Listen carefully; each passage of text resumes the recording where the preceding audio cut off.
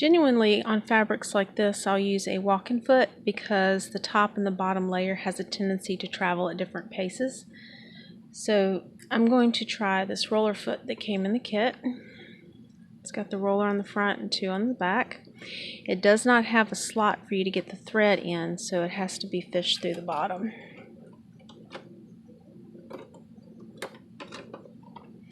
You lower the needle.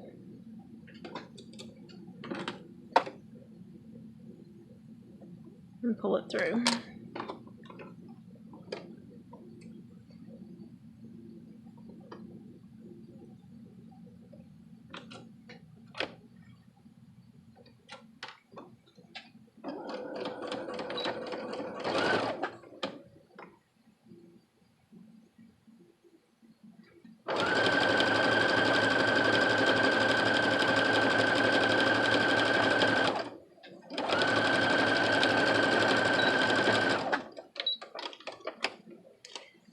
Well, that did really well. It kept them traveling at the same speed. This is a lot easier to change out than the walking foot that I use, so I'll probably just use this one from now on this type of fabric.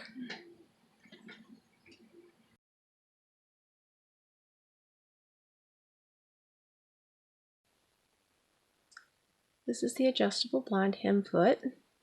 It's a snap-on foot, so you don't need to use a screwdriver to change the shank. This rotates, which will pull in this guide bar, so it can be adjusted to where your needle needs to fall. When doing blind hem, you need to have, when doing a blind hem stitch, you only want to tap the edge of the fabric, which I'm about to show you. In order to help with that, this is the blind hem stitch. As you see, it comes over and hits just once, and then comes over to the right, and then stitches for a little bit, and then it will hit one more time on the left. So we're going to install this, and I'll show you how it is used.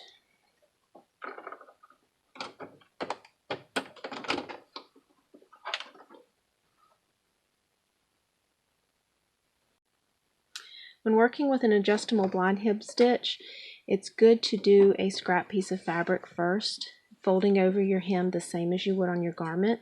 Since this is not serged, I've folded it twice. But you could take a scrap piece of fabric and do the same thing so that you can get your adjustments correctly first. That way when you go to your actual garment, then it'll be set.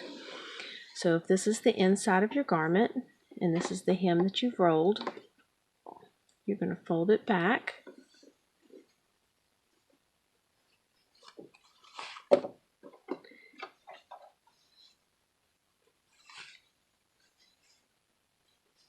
And leave some space for that side stitching, that hidden stitch, to land.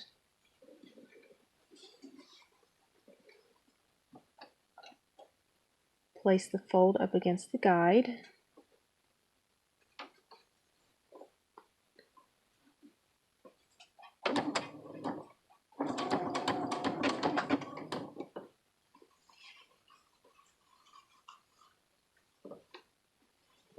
And then just start sewing.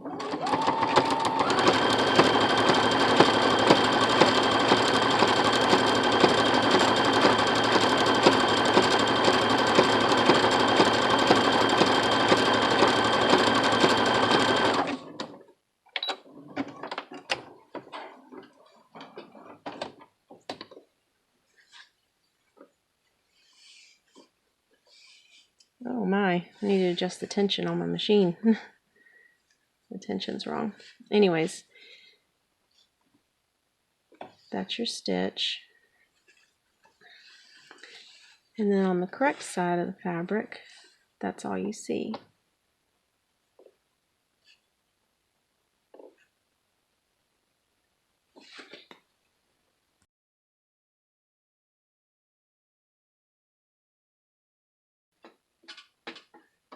This is the Pintuck Foot.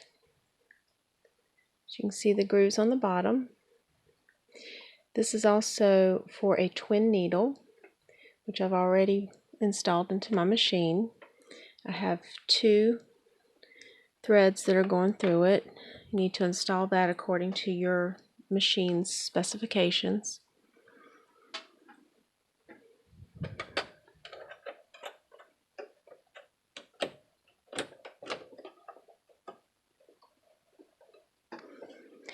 When doing the pin tuck, you want to adjust the tension of your machine so that the top threads are a little tighter. That's going to help pull it together. Otherwise, when using a double needle, it's just going to do the 2 straight rows as normal. So to do the tuck, you tighten your tension.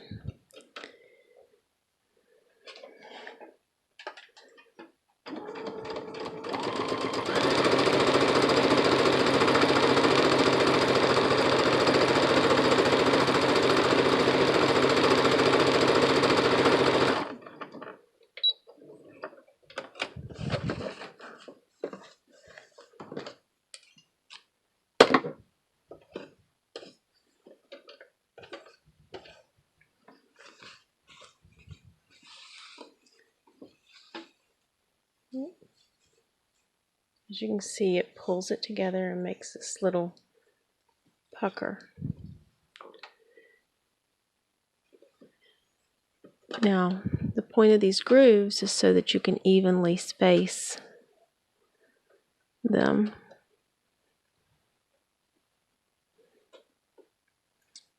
And place that tuck in one of the grooves, however far apart you want them, and then start stitching again.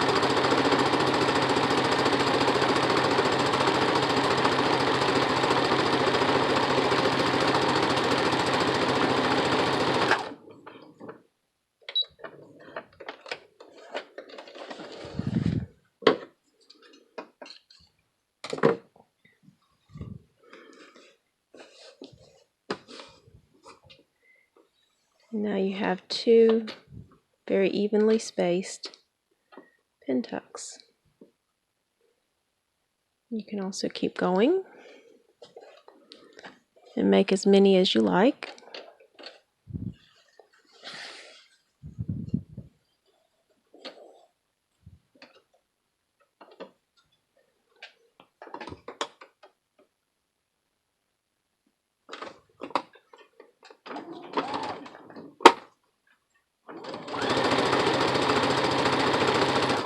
Oops. That was my fault. A little drawer on my sewing machine opened and it threw me off. Let's get back on this.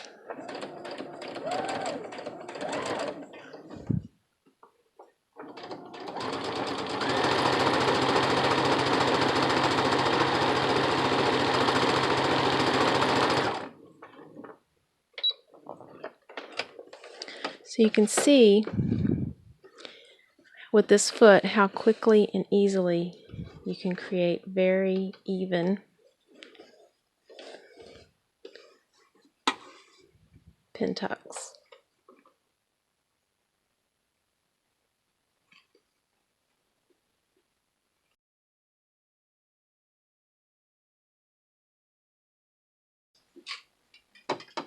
This is a Picot or rolled hem foot. It's got a guide on the front that can take the edge of the fabric and roll it just before the stitch goes down. There's a few ways that you can start the fabric through one of these.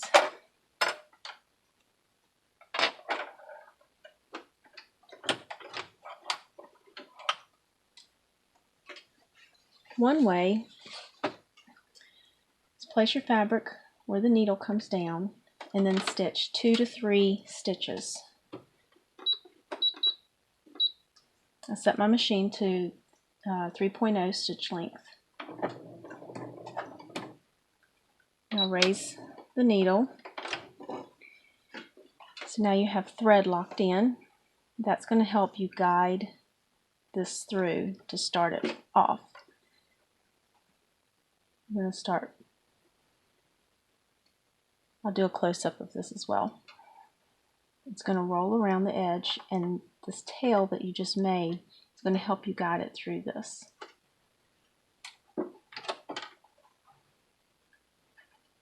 So until the needle starts into the actual fabric, you just kind of give it a light tug to help it through.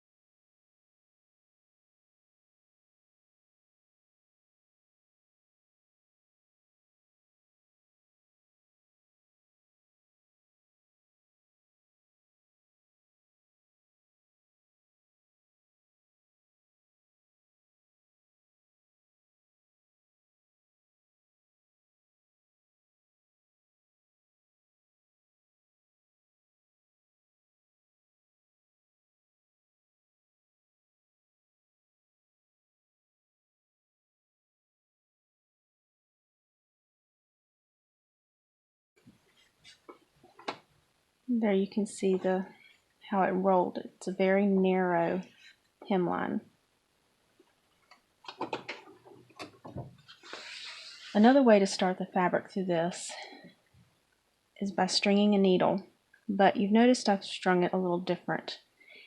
I actually have two ends coming out one side so that it loops around the other side.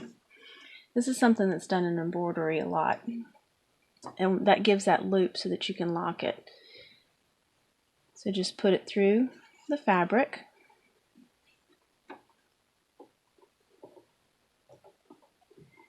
So that you have that loop. Put your needle through the loop. And now you have a tail to pull it through again.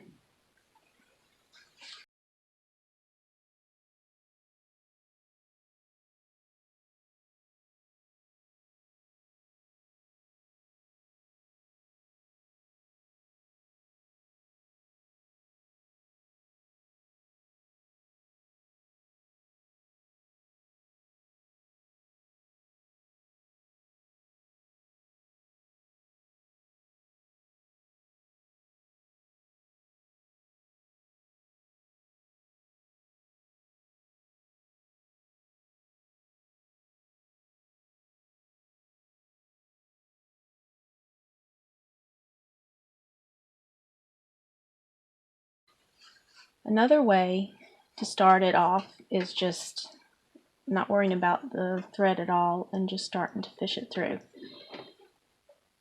To do this kind of takes practice, and you have to know your machine and how your foot and your machine work together. Otherwise it doesn't do very well.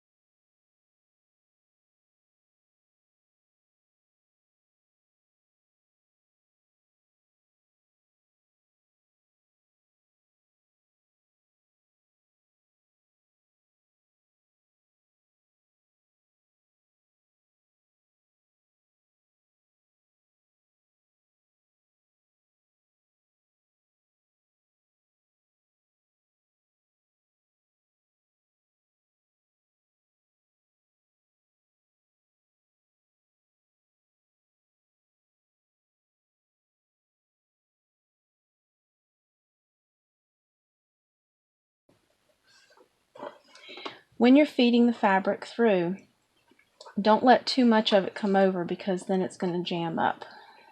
What you're trying to accomplish is have just enough fabric that it's going to roll around to this edge right here.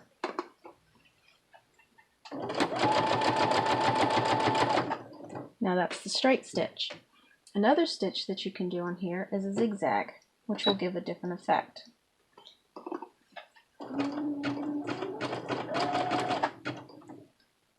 And I'm going to widen the stitch length to 2.0.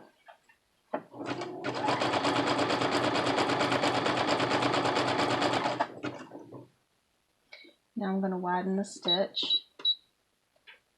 the length, not the width, up to 4.0.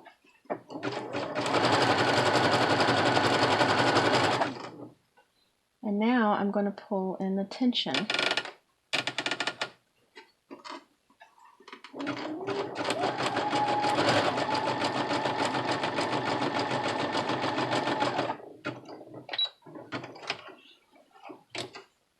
So here you can see the different effects.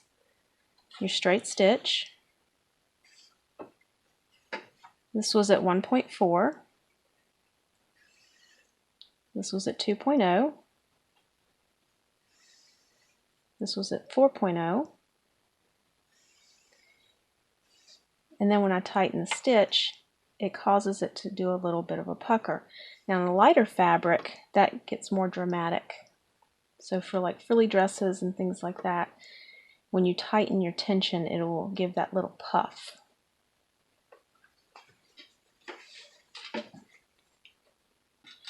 Here's another thing that you can do with this foot. I cannot find my fishing thread, but you can also use cord. This is just regular cotton cord or fishing line. And what we're going to do is stabilize the edge of this. This is a sheer fabric that's been cut on the bias. The bias is stretchy. I don't want to pull on it too much because it'll distort it. But the bias cut gives a lot of stretch. And this is going to make a different effect.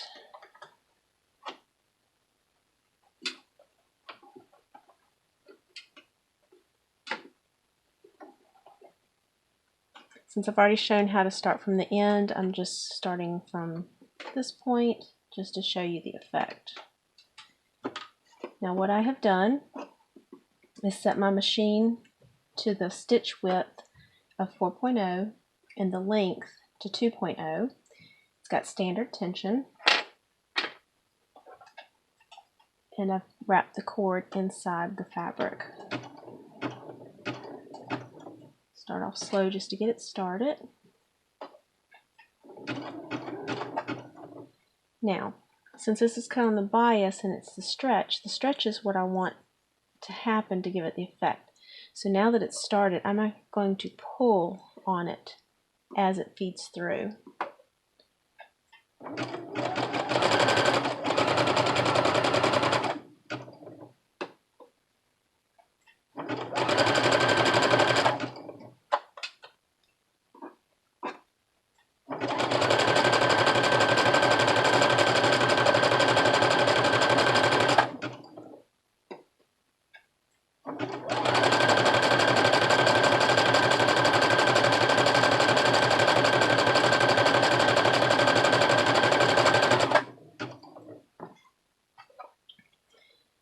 And also, I'm going to stop using the cord so you can see the difference.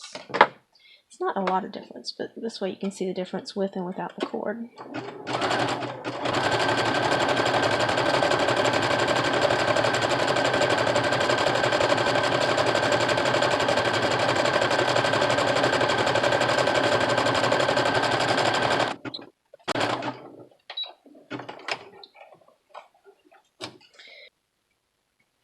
So now what we have is this little design all the way along the edge of the cut. Now you can see right here, this is where the cord was, and it is a little bit stiffer, a little bit more stable, but The side that does not have the cord is about the same. Now if you're to use fishing line, different weights will cause different effects, and different size loops will cause different effects. So you can just play around with it and find what you like. Of course, the smaller the loop on the fishing line, the tighter these are going to be. They'll be a lot more tight. And then the bigger the loops, the wider it's going to be on this.